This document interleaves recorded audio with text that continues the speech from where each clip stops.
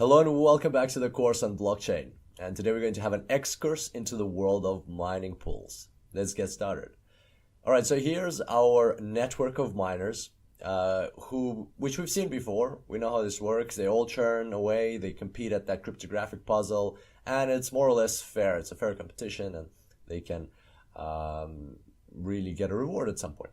However, as we saw from the previous tutorial, there are these huge industrial size mines with tons and tons of rigs who also join the network. So let's imagine that these two over here are actually were replaced by industrial mines.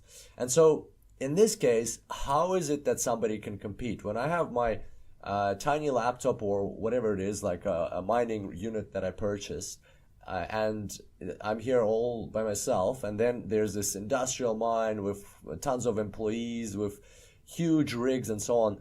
It's just unfair. Like, my chances of solving a cryptographic puzzle before them is like 1 million to 1 trillion. There's no way I will ever find the golden nonce before them.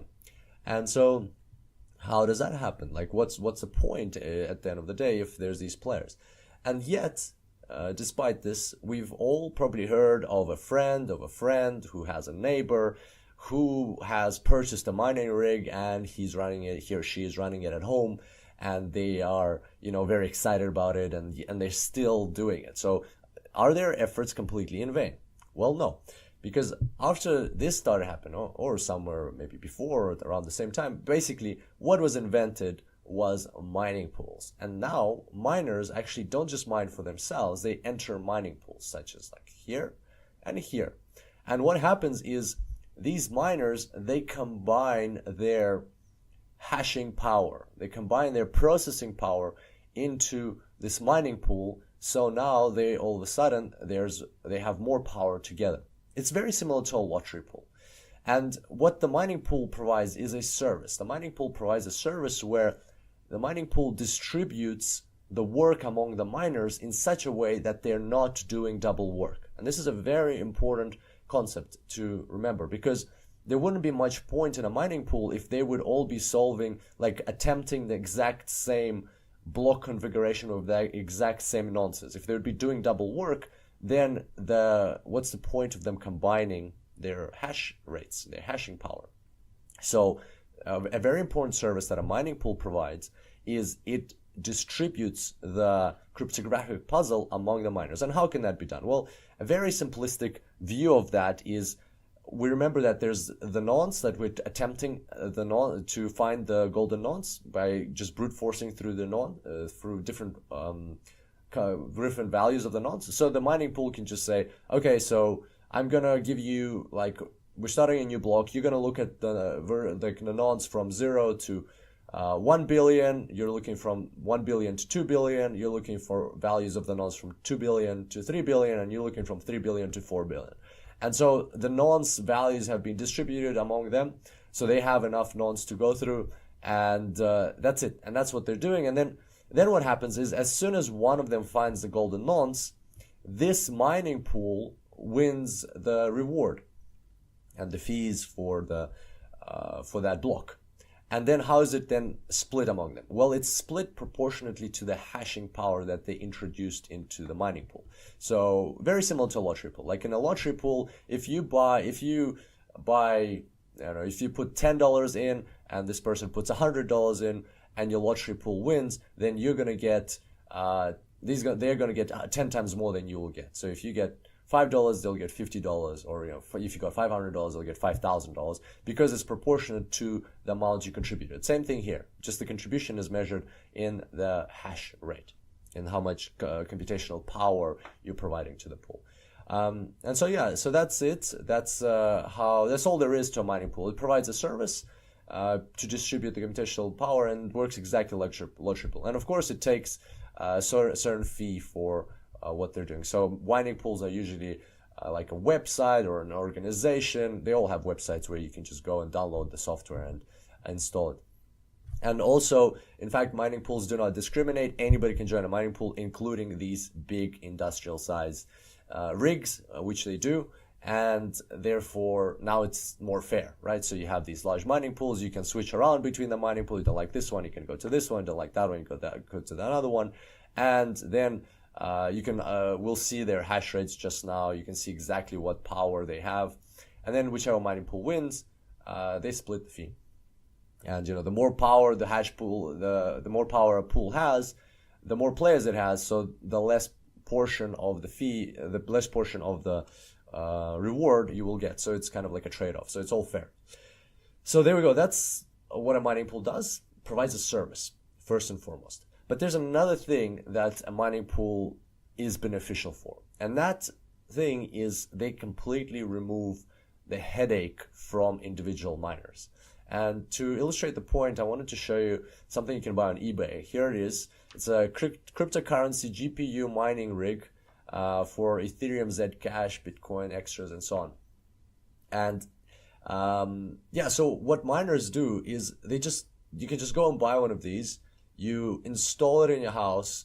You choose a mining pool. You go to the website. You download the software, and then that's it. You install the software, and by installing the software, what you're doing is you're pointing this mining rig, which belongs to you. You're pointing its hash rate to the mining pool you choose. Like you can choose out of 3 mining pools or whatever number of mining pools.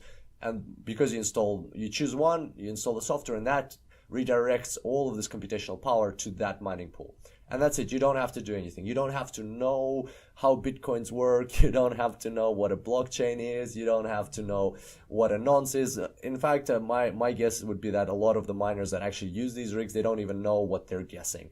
They don't know that they're actually solving the cryptographic puzzle by guessing the nonce, because they need to find a SHA-256 hash, which is irreversible, and has that all those properties that we talked about. So yeah, and so it takes away all of that headache from the miners, and I guess in a way that's good, in a way that's bad, but it is what it is.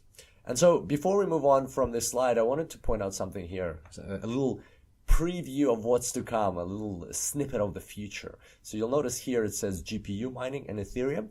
So be careful, these GPU mining rigs, which you can get on eBay, they no longer work for Bitcoin. They only work for other big currencies or protocols such as Ethereum, Zcash here. I'm not sure, it says Bitcoin Gold. I'm not sure about that, but this one for sure will not work for Bitcoin. The reason for that is because in Bitcoins now we have ASICs, which were introduced in 2014, and any GPUs are completely outdated now. It's like, I don't know, it's like going to war with a stick, with a wooden sword, versus somebody who comes in with a machine gun. And we'll talk about ASICs more in the future, in a coming tutorial in this section for sure. We'll definitely cover it off. But I just wanted to point out that this is not a Bitcoin mining rig. This is actually a Ethereum mining rig. Okay. And now we're going to move on to some examples. All right. So here we have blockchain.com, our lovely website where we go a lot of the time. And then if we go to charts here, let's have a look at these mining pools, right? Here, mining information. So if you go to hash rate distribution, you will see the hash rate, how the hash rate or the power to solve the cryptographic puzzle is split between the pools. So here you've got the biggest pools listed. So BTC.com is currently the biggest one. Then Antpool via BTC, BTC Top, Slush Pool, and then some unknown pool, I guess. Or maybe this is people, just miners who are not in pools, or, like the remainder of the pools, I guess. And then you got some more pools. So you can see that if you join BTC.com, they have 26.8 of the total hash rate. And this is in the past, I think this is in the past 24 hours. They have total of the 26% of the total hash rate of the network. And so they have basically a 26.8% chance of creating the new block. Antpool has a 14.7, via BTC 11.2. So question is, why would you choose to join any other pool except for BTC? Well, same answer as before, that there is more players. This shows that you have a fixed, you have a certain hash rate. You bring it here, you'll always get a portion of the reward proportionate to your hash rate compared to everybody else. So because there's already more hash rate here, so you'll get they have a high chance of winning, but you'll get a smaller hash rate, a smaller reward.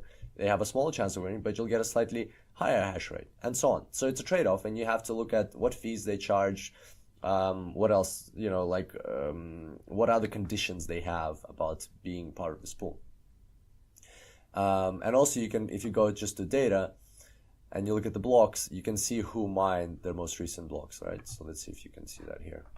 So you see btc.com is actually mining quite a lot. You don't see Antpool here at all. They only come up here, but that's, it's game of chance. In the long run, according to the law of large numbers, if you take a lot of days, a lot of blocks, then those percentages will show themselves more accurately. Okay, so those are the pools. Here's a couple examples. So this is the website for btc.com. By the way, I'm not advocating any of them. I have not used any of them. So it's totally up to the person who decides. And again, you have to always figure out if Bitcoin mining is for you. And it's just interesting to look at. That's why the only reason, this is not financial advice. The only reason we look at them is because this was really interesting. New standards for mining services. It really sounds like a coal mine or gold mine or something. Like they have mining services for miners. Okay, so they have some information here. You can sign up and stuff like that.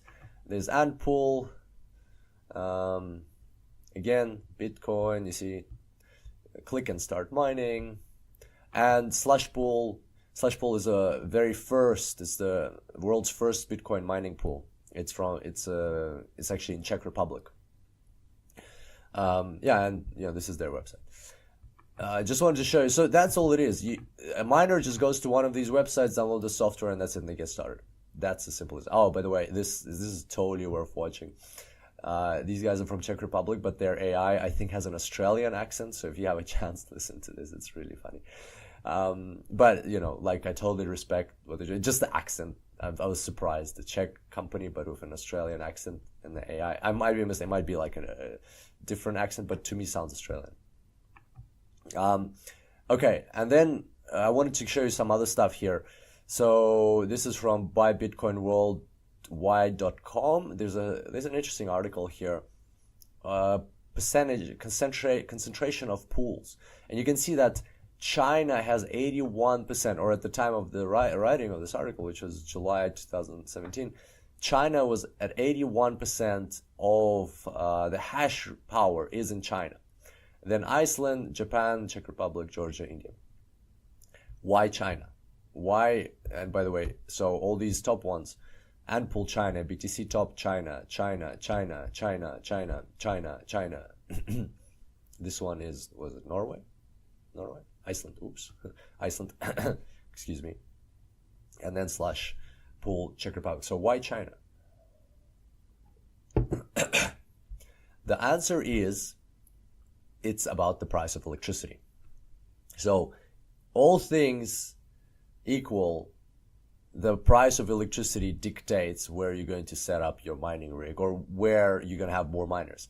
And in China, a lot of electricity is subsidized. In fact, I've read somewhere that it's speculated that in some places the electricity, what they called, plants, they redirect their excess electricity to Bitcoin miners just so that it doesn't go to waste. And it's subsidized to huge amounts and so on. So electricity in China is super cheap, and that's why a lot of the mining operations are actually happening in China. In fact, people sometimes go from overseas to China or to countries with lower electricity prices just to set up their mining rigs there, because electricity is the biggest cost for miners, especially if you're going, full in. Iceland, I'm not sure. I guess electricity prices are also subsidized there. I'm not sure about that. Can't comment on that, but I know that about China for sure. So yeah, something interesting to know. So if you're planning on building a huge mining operation, always think about electricity, who you're going to be competing with, and you're going to be competing with where it's very cheap. But again, I've heard also that the government in China is becoming such a big problem there that they're considering of banning or putting some restrictions on how miners use electricity. So that's something else to look out for. That might completely change this chart if that happens. Okay, and this next one is just interesting. Bitcoin mining now consumes more electricity than 159 countries, not together, individually countries. So this is worded a bit weird. So, for example, all of these countries, the orange ones, they use less electricity per year than Bitcoin miners use per year. So basically, an interesting example is that Bitcoin miners use more electricity than Ireland uses. Who would have thought? Thought Ireland was not that warm. Thought a lot of electricity was used there. But anyway, so these are the countries, and Bitcoin miners would be 100 and here. Bitcoin miners would be like, 159, so the other way around, so from here. So basically, I think there would be, it says somewhere here, what place they would be, but they would be 61st. If Bitcoin miners were a country, they would rank 61st in terms of world electricity consumption. That's pretty crazy if you think about it that way. So yeah, so Bitcoin uses up a lot of electricity for what they're doing. So here you can see the countries where Bitcoin actually uses more. The orange ones, Bitcoin miners use more electricity than these countries. So it's a huge statistic, of course, and this brings us to the end of the tutorial. But what I wanted to share with you at the end is some additional reading. And the additional reading is this article called Bitcoin Mining and Energy Consumption. It's by Leo Weiss, I guess, on Medium. So again, the link will be in the show notes. In the show notes. It will be in the tutorial, in the course notes. So why I wanted to share this article is because it'll give you some good arguments, because this is a common topic for debate where people say Bitcoin uses a lot of electricity, Bitcoin is evil and things like that. And, as we saw, yes, it consumes more electricity in certain countries. Here he gives examples of how you can make it, like when you put things relative to each other, things might seem large or things might seem small. It's all a relative comparison. So when you here, he gives you some arguments where you can make it seem big, like we just did now. And then he also gives you some arguments where you can make it seem small. For example, Bitcoin uses less electricity than 17 NSA data centers combined. I thought it was NASA. It's actually NSA. Or, Bitcoin only uses 20% of energy of a single coal power plant in Taiwan. So when you put it like that, it sounds very small. So I thought it was an interesting comparison, and, puts you, like, whether you want to be an opponent or a proponent, gives you some facts to deal with or some way to approach the probe. All right, so there's our additional reading. Hope you enjoyed today's tutorial, and I look forward to seeing you next time. Until then, enjoy blockchains.